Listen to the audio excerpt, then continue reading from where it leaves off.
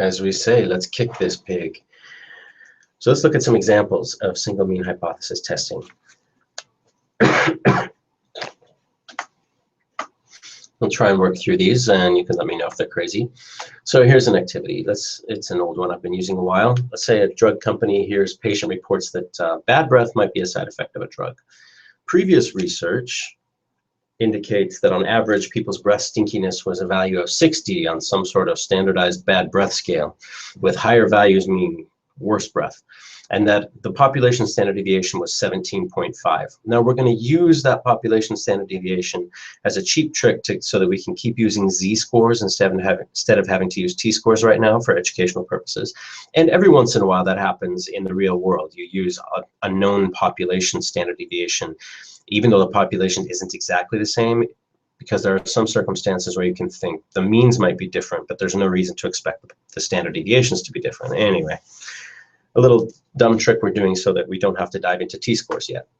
So the question is, does the drug company, or does the drug significantly change people's breath on average? So with alpha 0.05. So what that translates into is, let's do a hypothesis test. Well, we could have done a confidence interval, but for right now, let's do a hypothesis test with an alpha of 0.05, and let's test this question. Let's find out whether it's plausible that the drug alters people's breath, whether that's a side effect. So here we have some data. Now you can follow along with me if you like. Those are the breath scale scores of a new study, where a very pathetically small study, where the researchers are trying to answer this question of whether the drug alters people's breath. And here's the steps. Here are the steps that I recommend following. And you'll find 85 different versions of hypothesis testing steps, because it's a whole process. It's like saying, what are the steps for checking into your dorm room? You could divide it into 2 steps, or you could divide it into 25. It's a process, and I chose to divide it up this way. First, we'll write out our hypotheses, then we'll draw a diagram, we'll find the critical z-value we need to beat, for our observed value to beat, and then we'll calculate our z-observed value. We'll compare our observed z-value to the critical z-value, or you can just look up the p-value, and software just calculates p-value for you, and you just need to know how to interpret that. And then you make a decision about the null hypothesis, and finally you state your conclusion. So the technical part in the middle, finding the critical value and calculating z-observed, or finding the p-value, that's the meaty business, but the rest of this is just as important. So you can stop at any point and charge on ahead and see if you can get the answer, but let's look at these questions that I asked in the previous sample, or the previous slide, the previous presentation. What's your sample point estimate?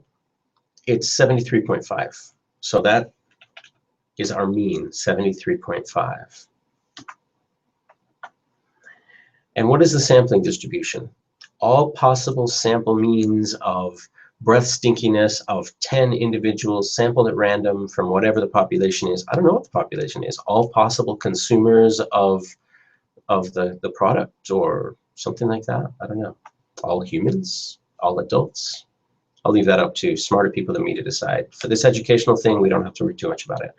What's the mean of the sampling distribution? Well, previous research said 60. So we're going to say, is our drug returning a value significantly different from 60?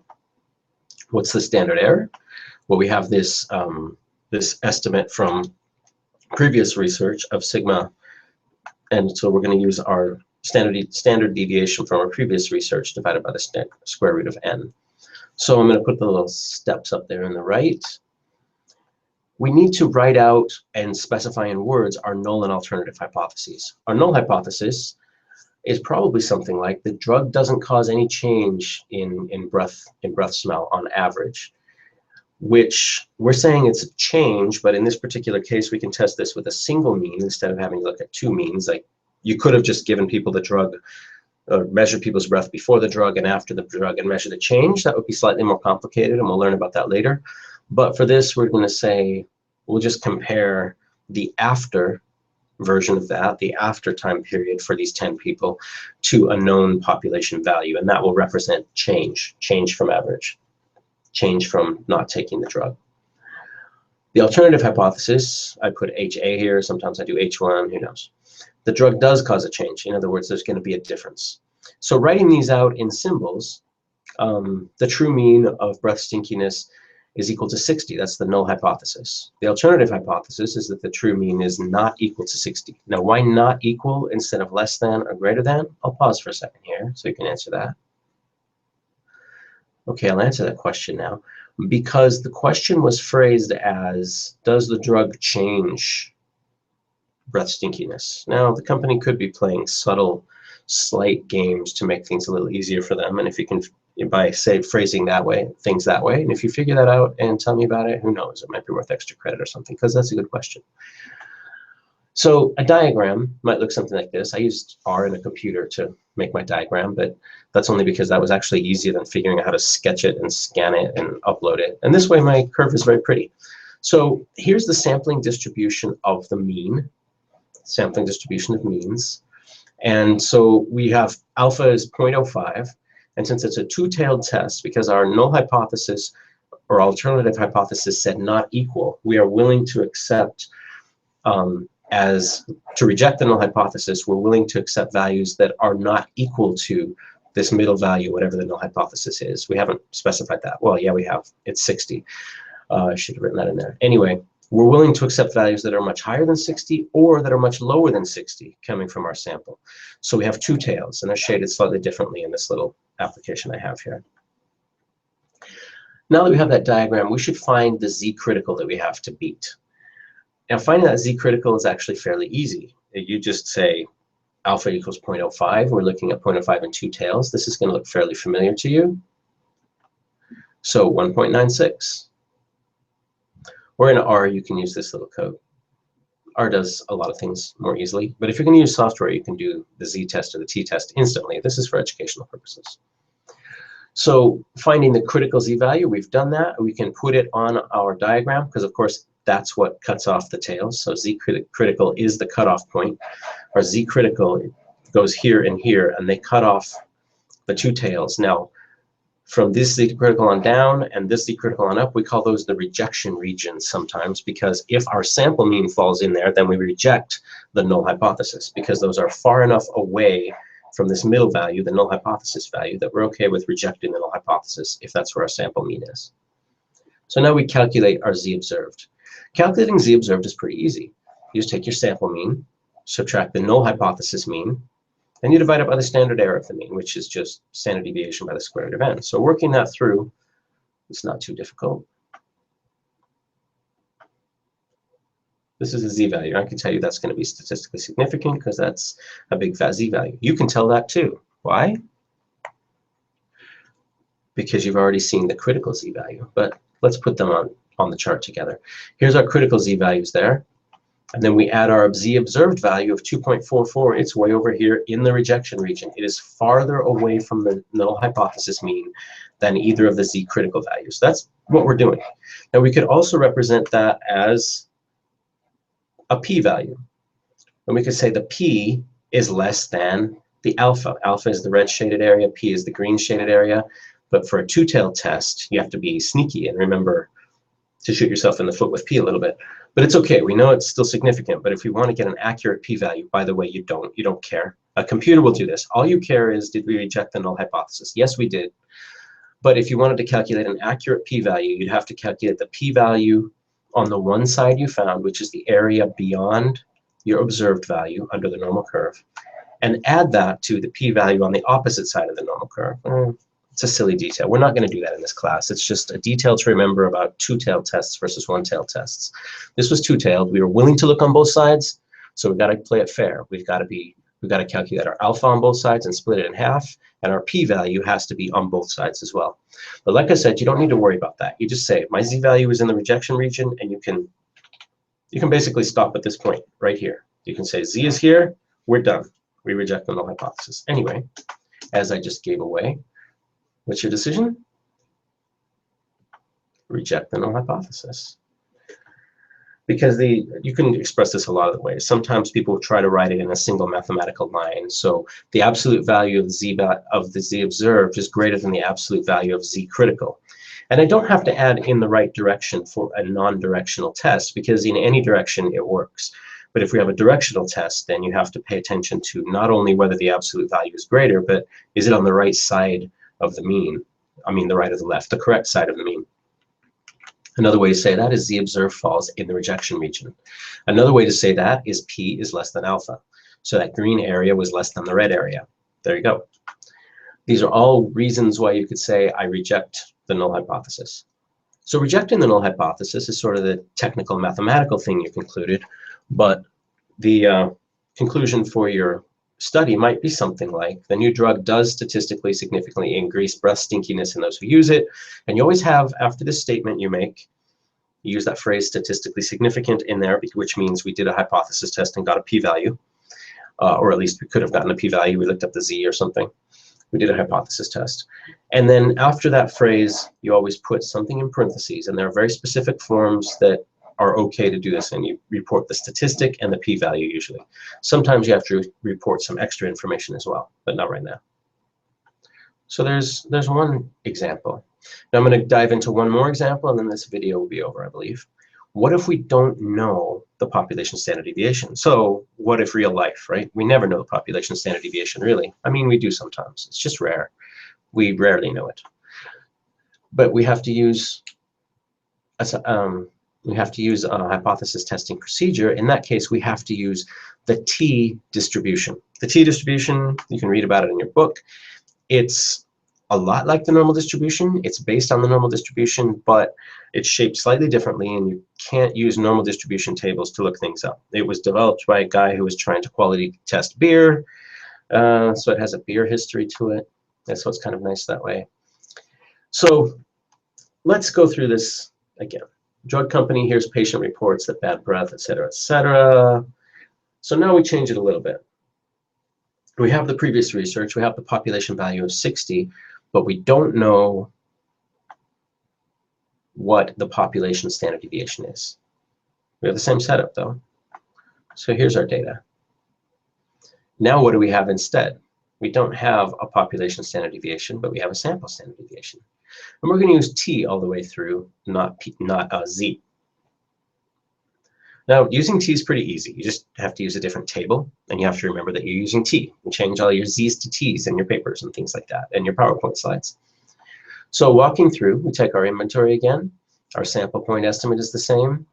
Sampling distribution of the mean is the same. Although we have to remember that the distribution we use, even though maybe in the population it's a normal distribution, it's not really normal. That the one we use is not truly normal because of our uncertainty about the standard deviation. What's the mean of that distribution? It's the standard error.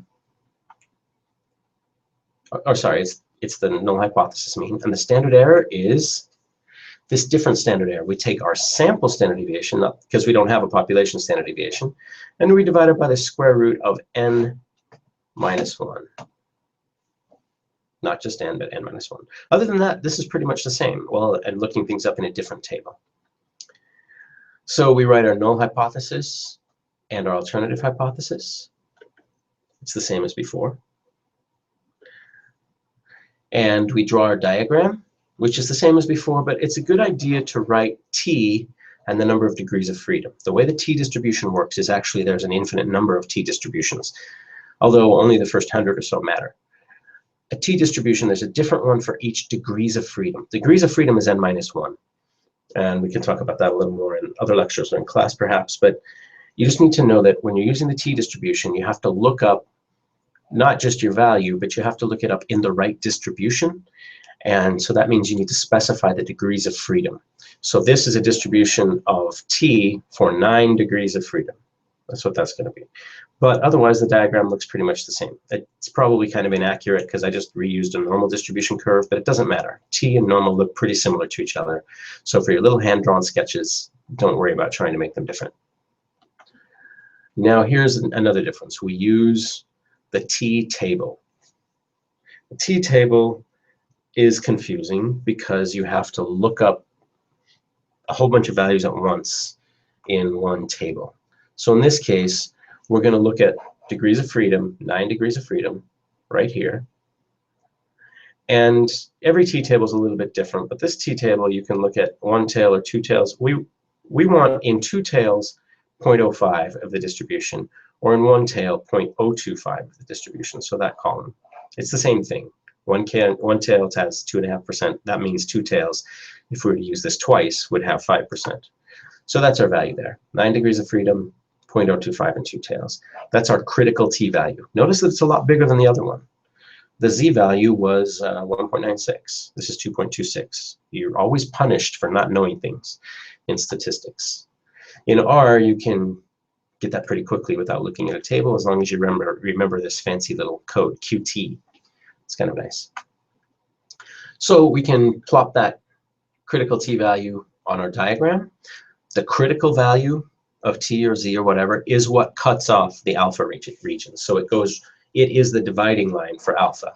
So we have two alpha areas, two rejection regions, and so t goes in two places and divides those from the rest of everything. So let's calculate t.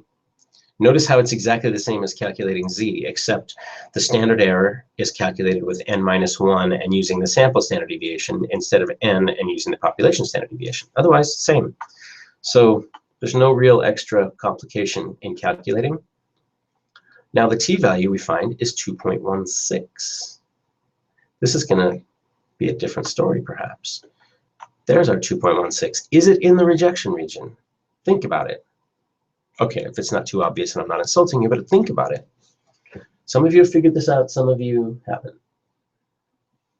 It is not in the rejection region. We are not going to reject the null hypothesis. T observed is too close to the population mean. It should be out here somewhere, but it is not. Another way to say that is our p-value is greater than our alpha value. So p is greater than 0.05. In other words, the overall probability of finding a sample mean this far away from the mean or farther is too high. It's greater than 5%. That's another way to determine whether we reject the null hypothesis. You can just look and compare t observed to t critical, or you can get a p-value. Computers like to give you p-values, but by hand we usually do the t critical, t observed thing. So we fail to reject the null hypothesis. When we can say the absolute value of t observed is less than the absolute value of t critical. We can say t observed does not fall in the rejection region, or we can say p is greater than alpha. Any one of those things is equivalent, although we would usually only use the first and the third one technically, and it's just standard to use this format whenever we're writing reports. P is greater than, and you'd write in 0.05. P is greater than 0.05. And then we state the conclusion. The evidence does not suggest that the new drug statistically significantly increases breath stinkiness in those who use it. So with the next lecture, we're going to talk about the situation of two means, of testing two sample means at once. And with that lecture, it gets slightly more complicated, but we'll try and keep our complications coming a piece at a time.